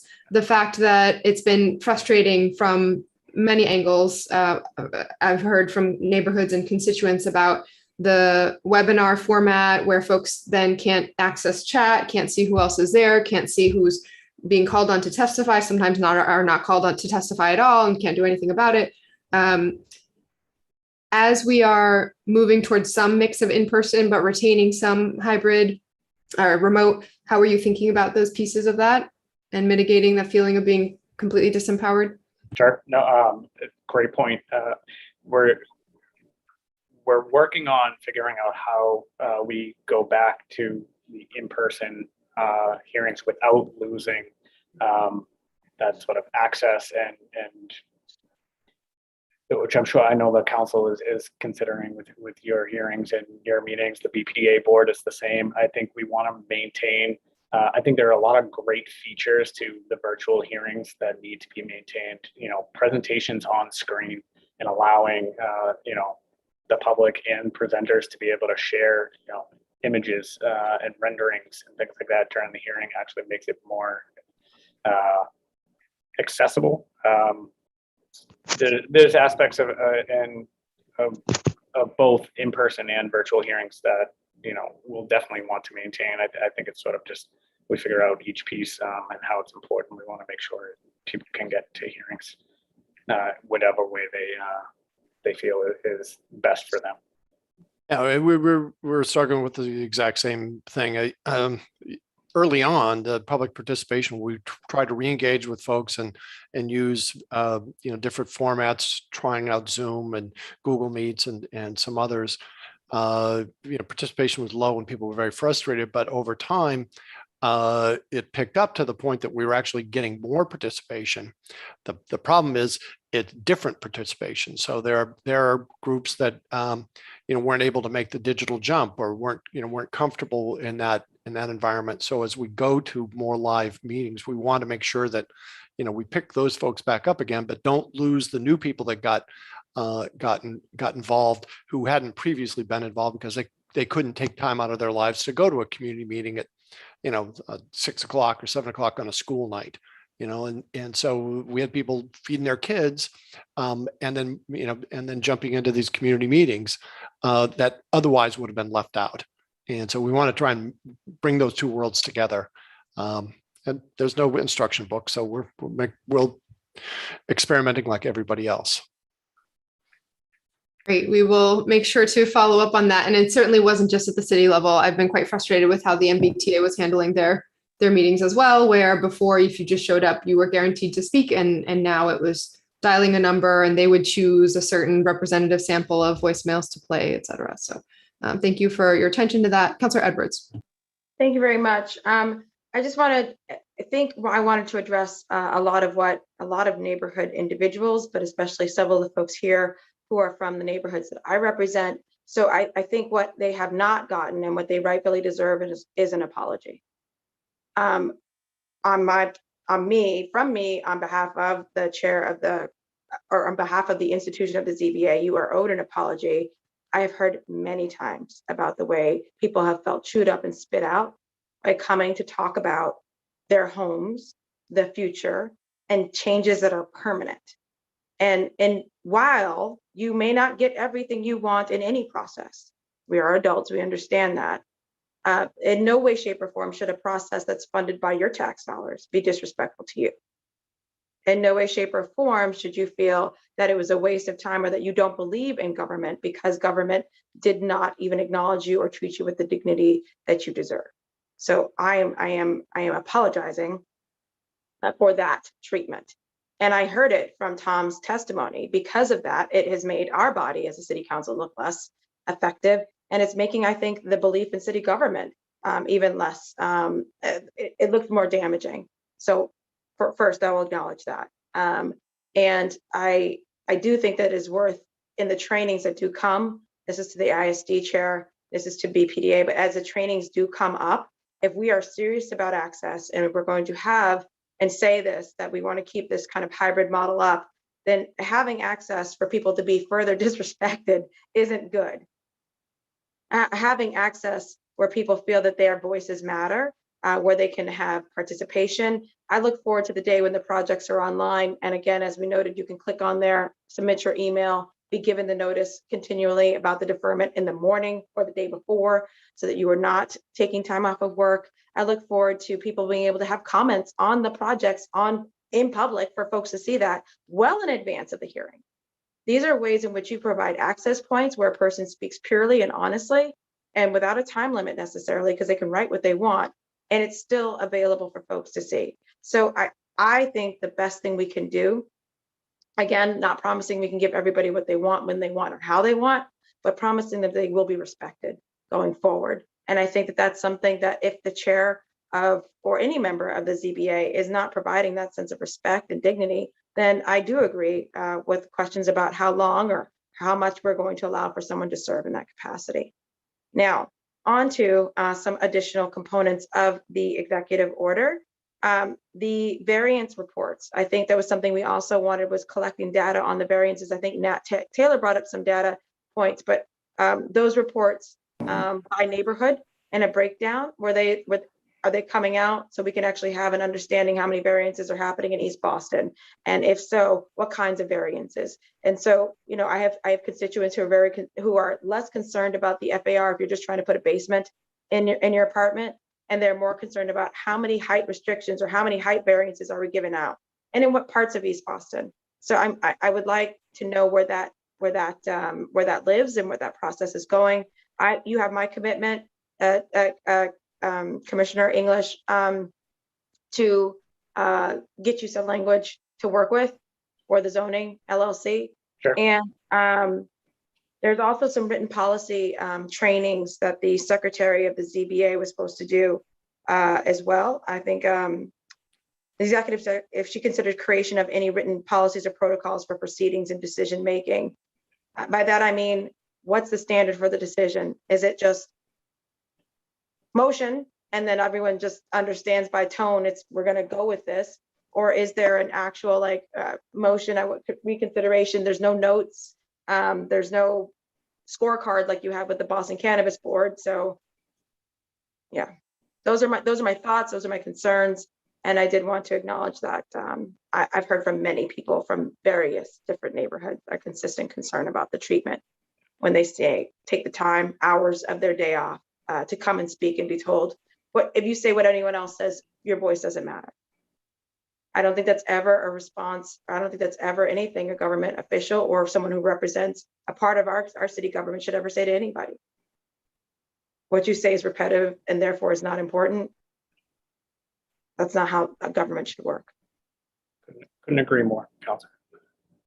Say on the quarterly reports, I think that's something that was included in the home rule, not the executive order. So we've sort of been in anticipation of that home rule moving forward, laying the groundwork to be able to do that more on an automated basis right now. Each application, we know what zoning code violations are issued by our department. That's what we issue. And then on the back end, it's sort of incorporating what the feedback from the hearing is, any provisos that are added to that. So that right now it's not in a format that's easily uploadable to the Zda Tracker. That's kind of where we've struggled with that. I know we want to put way more information up on the tracker, but so it's a lot of back end technological process, but in progress. I don't have a definitive timeline on that for you. Okay. You had other comments, questions? On the written policies and protocols, I know Right. that they. So the policy and procedure manual is, I think, in its final stage of drafting to be adopted by the board. It's currently about 30 pages long with another 100 or so of appendices. That will be, we had a business meeting last year with the board. I think that was over the summertime to sort of discuss this. And it's gone through some iterations and feedback on its actual content. That is a major component of our next training for the mandatory training for the board members that will be in September. We're doing a full, I think it's currently scheduled for 5 hours to cover a whole host of these topics, but including that sort of policy and procedure manual, in addition to the additional ethics training, the open meeting law training, the zoning, principles of zoning law and case law training, all of that sort of in our next training session that's going to be in September. Okay, thank you. Thank you very much. Okay, we will transition to rest of public testimony and the order of signups. I'm so sorry, I lost my list again.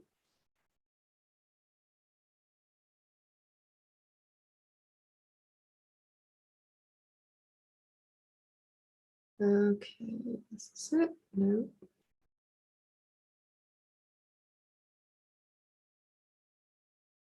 Okay, I apologize. Oh, here it is. Okay. Next up was Mike Skolka. Is Mike still here? I don't see Mike anymore. Lydia Lowe. Oh, okay. Lydia's. Oh, okay. You're both. Okay. Carrie's ahead of me. Thank you. Mike, Lydia, Maria, and John. And I think that's everyone at that point. Great. Mike, please go for it. Cool. Thank you. 1 second. All right. Thanks, Councilor Wu and Councilor Edwards, and thank you to the other councilors for sharing your thoughts. Lots of good comments there.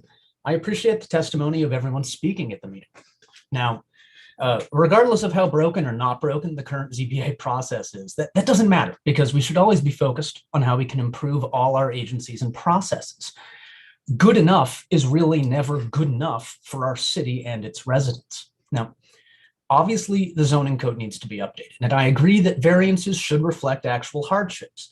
And I also think that issues surrounding short-term rentals, billboards, and most business zoning processes should not be dealt with at the ZBA. But for now, I choose to focus on what I find most concerning. The voice of the community is not adequately represented in ZBA processes. Now, how do we fix that? First, we need a defined community process for projects that seek building permits and variances. From first notifying residents about an abutters meeting all the way through seeking community support and attending the actual hearing, there needs to be formal regulations that all projects must abide by. This is a simple change and really the bare minimum, but it is a good starting point. Secondly, once we've defined that process, the community process, we need to educate the community about the process. This is simple but endlessly important, right?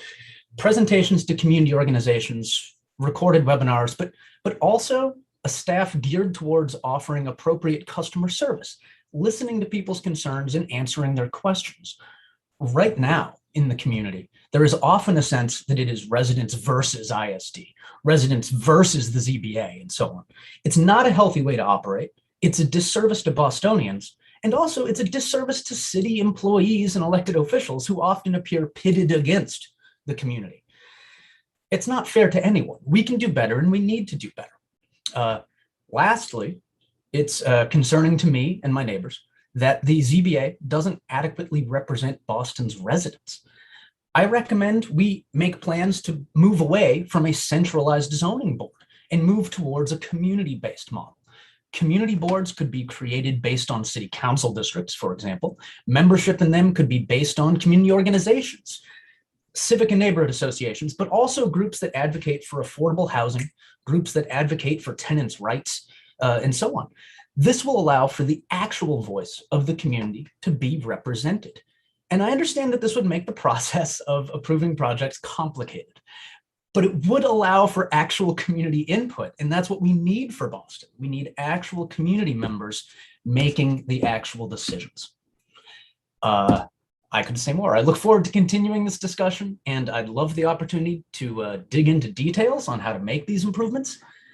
Thanks again, everyone, for listening. I look forward to talking again soon, and I hope you all have an excellent day. Thank you, Mike. Lydia. Thank you. And my name is Lydia Lowe, and I'm testifying on behalf of the Chinatown Community Land Trust, which is a resident-led organization in Chinatown. I don't have a really prepared statement. I actually totally agree with everything that Mike Skolka just said. But I just wanted to offer a few points of input that that are really based on the experience and a lot of the frustrations that Chinatown community residents and property owners have had with the current process. First, the hearing process is completely confusing and overwhelming. A member of ADCO very aptly called it a chaotic stream of consciousness jumble of everything. And so I think that, often we go to these hearings, people have taken off work. We're trying to figure out how to do translation for people who don't understand English. And before we even realize that our case is up, the thing is gavelled through already. So we have experienced that multiple times. And it's, I think that separating the routine homeowner occupant items from the more business items would be a big help. Second, I agree that it's very important to expand and broaden the types of representation on the Zoning Board of Appeals, particularly coming from affected community residents, who are most affected by these decisions, but also for some kinds of community advocates with particular kinds of expertise around the environment, health, civil rights, and so on. And that the way that the ZBA is currently dominated by those with a direct financial interest in development and construction or major institutions, just really makes that potential for conflicts of interest greater, or at least the appearance of conflicts of interest. So I fully support that proposal for broader representation. Third, there really needs to be a higher bar for requesting a variance, like everyone has been saying, that it should be a documented and demonstrated unusual hardship, so that variances are the exception instead of the rule, and zoning is actually meaningful. And even more so for what are so-called forbidden commercial uses in a zone or in a district. Fourth, applicants, especially for forbidden uses, should be limited in the number of deferments that they can use to wear down the opposition. It's really outrageous that residents have to take off time from work, arrange for childcare, and go to hearing after hearing, sometimes 2, 3, 4, 5 times, only to find out at the last minute that the applicant has deferred again. And they keep doing it until finally there's that one hearing where people miss it, and then it gets gabbled through. And finally, I really agree that the idea that the track record of a business or developer who's applying for any kind of variance or any kind of permit, that their track record on labor law violations, failure to pay taxes, their record on no-fault evictions, tenant harassment, or any other concerns like that really need to be part of the public record that's under consideration when they're applying for any type of city approval, permit, variance, or license. So those are just a few of our ideas, and I thank you and thank the committee for taking on this super important issue. Bye. Thank you, Lydia. Maria. Hello, can you hear me? Yes, we can. Thank you. Thank you for having this hearing and for allowing us to comment. First of all, I live at 176 Walnut Street in the Port Norfolk section of Dorchester, and I have been an IAG member of a few projects with the BPDA. My first couple of comments are about the BPDA. It seems as though when the BPDA Article 80 project comes up, that the zoning code is just thrown out the window. And I don't know if that's right or if it's fair, but that's what it seems to be. Also, in my neighborhood, there have been 5 Article 80 projects recently. So 2 have been approved, a few are still ongoing, and an electronic billboard. And even with all of that, and many smaller projects as well, there is no comprehensive plan for the Neponset, Port Norfolk area. I hear about plan this, all around the city where the community is involved. We have asked the BPDA for a comprehensive plan for our neighborhood, and they tell us no, that our zoning is good. So we should keep just using that. But then they throw out the zoning and do whatever they want. So it's just not fair. Also, the comment about Zoom and in person, I think at least the IAG meetings can be started to go back into in person or a combined hybrid, because an IAG meeting needs a give and take. You can't just have 2 minutes of testimony and then it's shut off. Now, as far as the ZBA is concerned, I just want to, reaffirm basically what everybody else just said, that the lengthy deferrals don't work. The lack of communication doesn't work between the mayor's office, especially ONS, and the neighborhoods. The interpretation of the code isn't working. Forbidden should be forbidden. The ZBA should not be functionally rezoning the city by disregarding the code. The ZBA and BPDA, by the way, approval of the Boston Bowl electronic billboard is a prime example of what can go wrong. And yes, the BPDA also approved this billboard, and I don't know why. Now, as far as what is happening right now with the ZBA, I've been on at least, I want to confirm what the woman from the North End said. I've been on at least 2 hearings with the BPDA where she did not allow public comment. And this is wrong and it needs to be corrected. And this isn't something that needs a huge law regulation change or whatever. This is just wrong. Otherwise, the proponent can make untrue and misleading statements that no one refutes. No one is able to refute them. And that is what happened with the 2 hearings that I was waiting to testify along with multiple neighbors, and we just were not allowed. She bangs the gavel and says, we're going to go right to the vote. So something needs to be done about that. And I know they're busy and I understand, but add more hearings if you have to.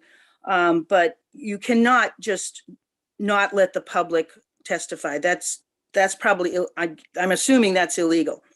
The written testimony, you're never sure if anyone is even reading that. Hopefully they are. And one more thing, I know I'm on an automated list for BPDA public hearings, for conservation public hearings. Is there an automated email list for the hearings of the ZBA? I can't seem to find one. Maybe it's there and I just haven't found it. If there isn't, there should be. So thank you very much for letting me testify. Thank you. John. John, are you available? Can you hear me? Yes, we can. Oh, thank you, Michelle. Thank you, Lydia. Thank you, city councilors.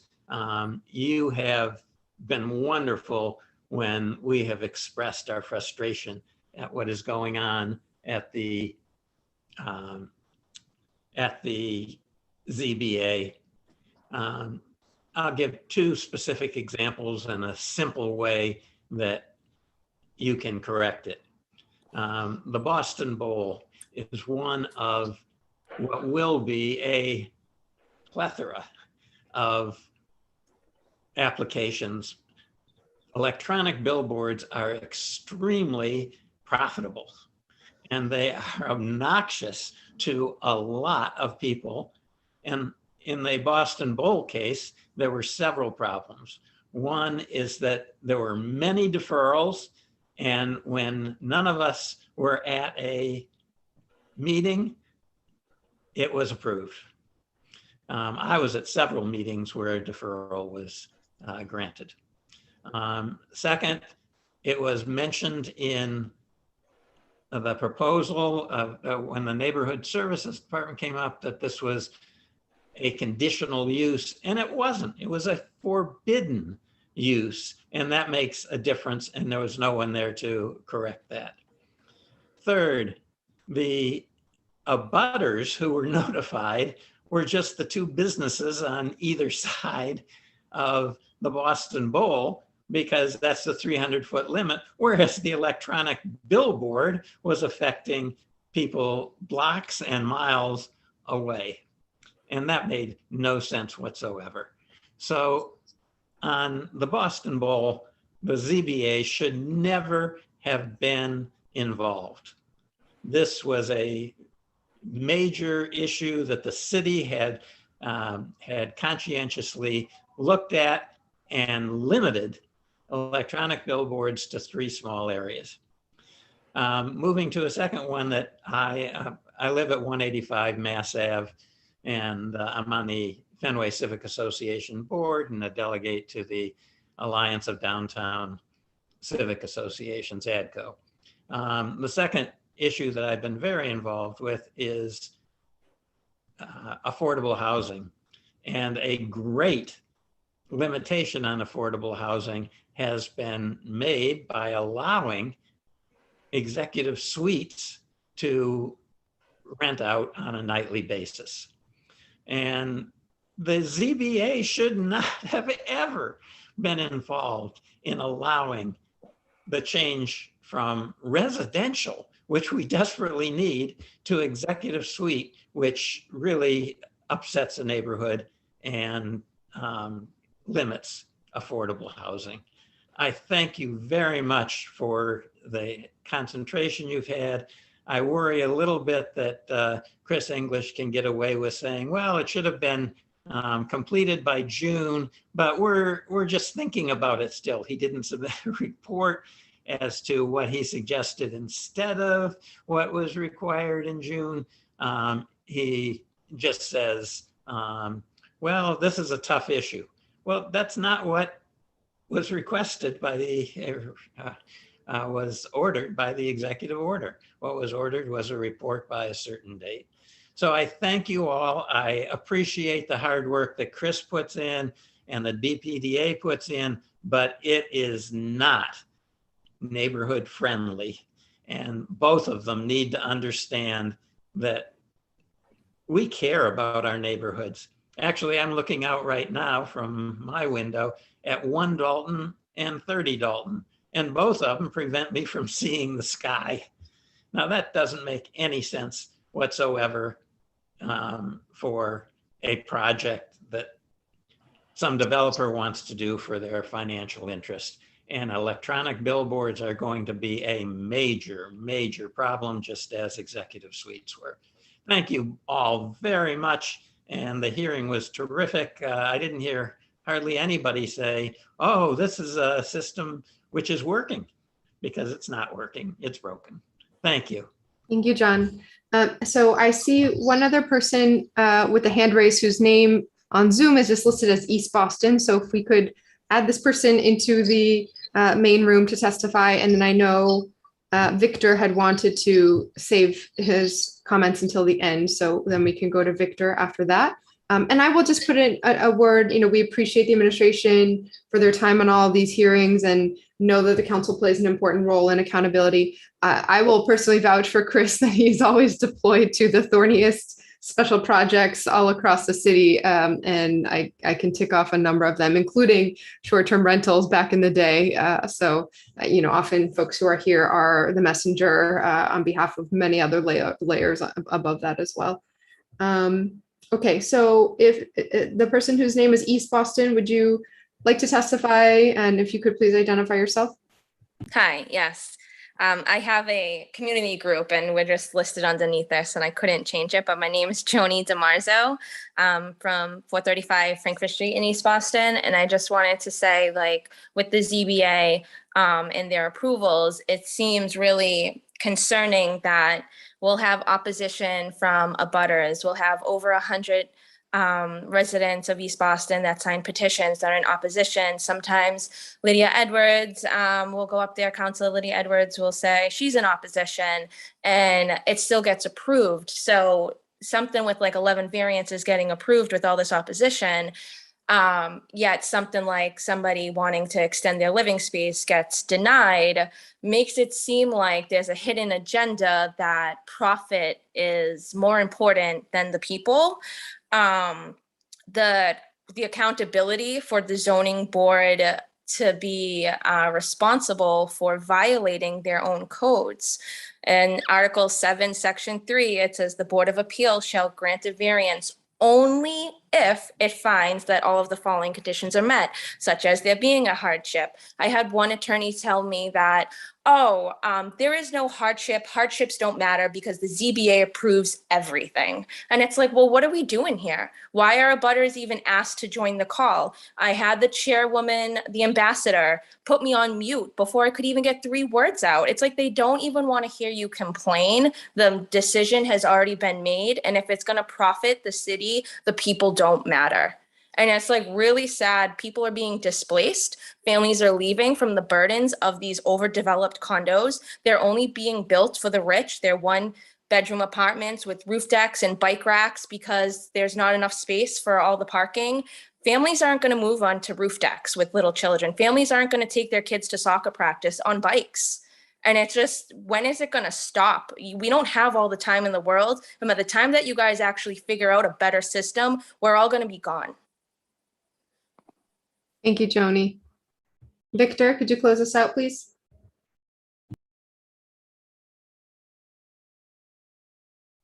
Now I'm unmuted, right? Okay. Well, thanks for letting me wait until the end because a lot of the issues that I would have raised have been raised. So I think what I'll do is focus on my suggestion for a cure of several of the issues which I will mention. And my suggestion is rules of procedure. That is deferrals. How many deferrals? Who can ask for deferrals? Is it limited only to the proponent? Shouldn't objectors be entitled to ask for deferrals? That should be covered in rules of procedure. There are too many items on the agenda, which is why a lot of things get pushed through. The council, perhaps, the ISD, I don't know who would take the responsibility for preparing rules of procedure, should say there can only be X number of items on an agenda. And interestingly, the ZBA website explains that the ZBA members get paid per diem. If the length of the agenda is cut in half, it will require twice as many days, and their income will double. I can't imagine the ZBA objecting to that. Why isn't it done? Another issue that can be cured by rules of procedure is the testimony in support and testimony in opposition, that there shall be testimony in support, testimony in opposition, and that it should carry through the entire day. Because in my experience, I've noticed that in the morning, when there seems to be plenty of time and things seem to be relaxed, the chair permits opposition. I've heard the chair say at 4 o'clock, we have to finish at 4:30 and not permit opposition to be presented. Another reason why the agendas should be shorter. Letters, who reads the letters? I'm chair of the Zoning Licensing and Construction Committee of the North End Waterfront Residents Association. I don't know who reads the letters we write after we vote to support or oppose and give reasons. If anyone does read the letters, do they pay any attention to the reasons? I am not aware of that, but perhaps that could be covered in rules of procedure. Finally, I want to pick up on what the last commenter stated about the zoning code that requires more than just hardship, and that it for a variance. And I would like to remind the council, although the council knows this, but also the public in general, that back in 2005, 15 years ago, the Superior Court was so frustrated with getting these appeals from the Board of Appeal that violated the zoning code. The Superior Court judge, the case is Van Buren versus South Boston New Housing. And if there are lawyers there, I'm sure you know it, but anyway, it's in 18 Mass Law Report, page 703. The Superior Court judge went on and referred to the waste of the public and private resources of builders, developers, opposing neighbors, landowners, the board itself. The Superior Court judge suggested that the city law department should get into the act, and perhaps the board and the city government should deploy their legal resources in accomplishing the improvement. Otherwise, that institutional deficiency will continue to generate unreliable decisions and wasteful litigation. Well, that was 15 years ago. Just now, 2 months ago, the same thing reached the Superior Court. The judge in this case didn't go into the detail that the judge in the Van Buren case did.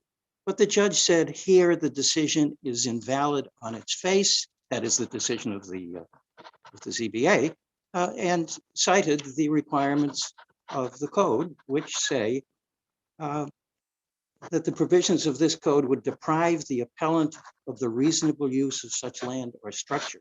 In order to support a variance, you have to show that.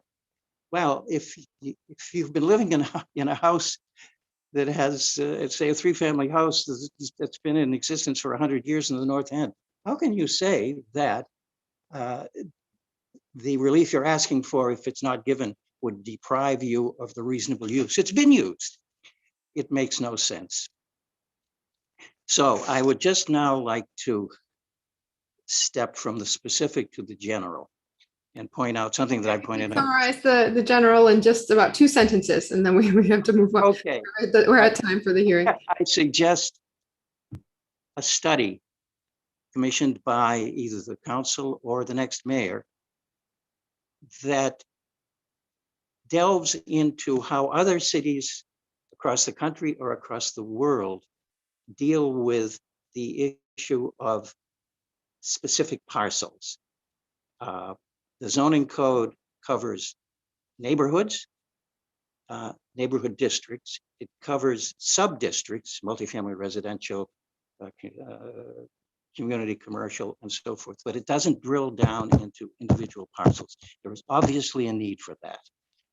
I suggest that not a law firm, perhaps the MIT Urban Planning Department, perhaps Harvard Kennedy School of Government, something like that. Make a study, a survey and a study, a report and a recommendation on how this broken system can be improved. Thank you. Thank you very much. Okay, I see Brian has a hand raised. Did you have a comment, Brian? And I'm gonna check one more time. So the only other person is Jeff Hampton in the waiting room. Jeff, did you want to speak on anything either? Okay. Yeah, so I'll be really quick. Because a couple people brought up the digital sign on Boston Bowl, and I was pretty sure when I said that we never, we always oppose electronic signage. So that sort of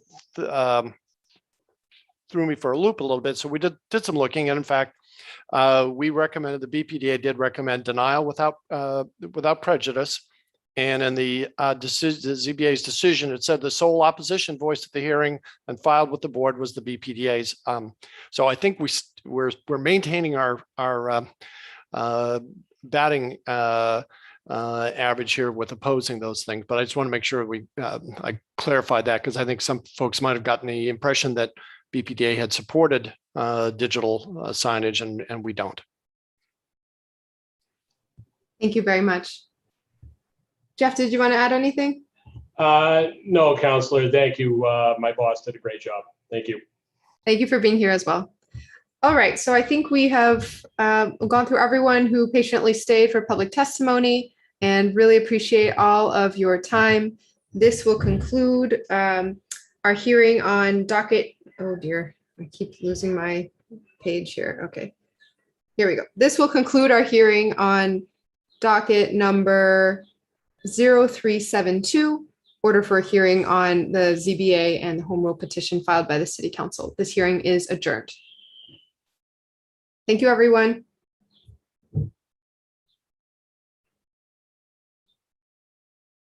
Thanks, Carrie.